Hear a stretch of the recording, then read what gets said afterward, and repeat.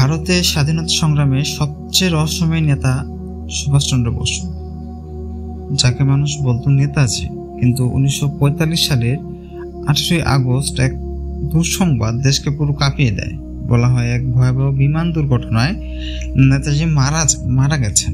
কিন্তু সত্যি কি তিনি মারা গিয়েছিলেন, নাকি এর পিছনে রয়েছে ষড়যন্ত্র, তাও আবার গভীর ষড়যন্ত্র? দ্বিতীয় বিশ্বযুদ্ধের শেষ সময়ে জাপানের সাথে ছিল নেতাজি।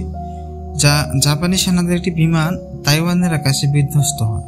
বলা হয় সেই বিমানে ছিলেন সুভাষচন্দ্র বসু। বিমান দুর্ঘটনায় তিনি গুরুতর আহত হন আর হাসপাতালে মৃত্যুবরণ করেন। কিন্তু মজার ব্যাপার হলো কোনোদিন তার মৃতদেহ পাওয়া যায়নি। নেতাজি ছিলেন কোটি কোটি ভারতীয় নায়ক, কিন্তু হঠাৎ তার মৃত্যু সংবাদ ঘোষণার পরপরই সন্দেহ জাগে। কেন তার দেহ ভারতে আনা হলো না? কেন তার শেষকৃত্যের কোনো ছবি নেই? কেন সরকারি রিপোর্টগুলোতে একে অপরের সঙ্গে মিলে না? অনেক গবেষক দাবি করছেন নেতাজি মোটেও মারা যায়নি। কেউ বলেন তিনি সোভিয়েত ইউনিয়নে পালিয়ে গিয়েছেন, কেউ বলেন তিনি ভারতের মধ্যেই রয়েছেন, তবে ছদ্মবেশে। সবচেয়ে আলোচিত বিষয় ছিল গুমনামি বাবা, উত্তরপ্রদেশে বসবাস করা এক রহস্যময় সন্ন্যাসী। তার হাতের লেখা কণ্ঠস্বর, এমনকি গোপন চিঠিপত্র পাওয়া যায়। ছবি নেতাজির সঙ্গে আশ্চর্যভাবে মিল পাওয়া যায়। ভারত সরকার তখন সময় সময় 3টি তদন্ত কমিটি গঠন করে। শাহনওয়াজ কমিশন 1956 সালে নেতাজি বিমান দুর্ঘটনায় মারা গিয়েছেন। খোলসা কমিশন 1970 সাল, তারাও একই সিদ্ধান্ত দেয়।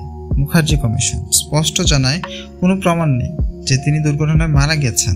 তার সরাসরি রিপোর্টগুলো নিজেদের সঙ্গে বিরোধিতা করছে।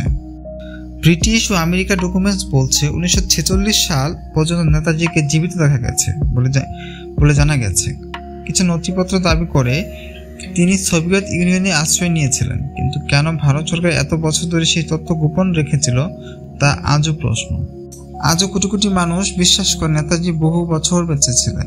উত্তরপ্রদেশের ফয়জাবাদে গুমনামি বাবার মৃত্যুর পর অনেকে মনে করেছিলেন এটাই আসল নেতাজি, ছদ্মবেশে ছিল। কিন্তু সরকার কখনো এটি স্বীকার করেনি। নেতাজি কি সত্যি বিমান দুর্ঘটনায় মারা গিয়েছিলেন, নাকি তিনি ইচ্ছে করে অদৃশ্য হয়েছেন যাতে কেউ ষড়যন্ত্রের ফাঁদে না পড়েন? সত্যটা হয়তো আমরা কখনোই জানবো না।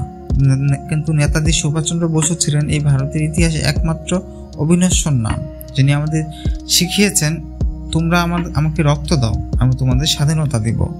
আপনার মতে আসল সত্য কি? মন্তব্য জানাতে ভুলবেন না। আর ভিডিওটি ভালো লাগলে অবশ্যই লাইক, কমেন্ট এন্ড শেয়ার করতে ভুলবেন না। ধন্যবাদ।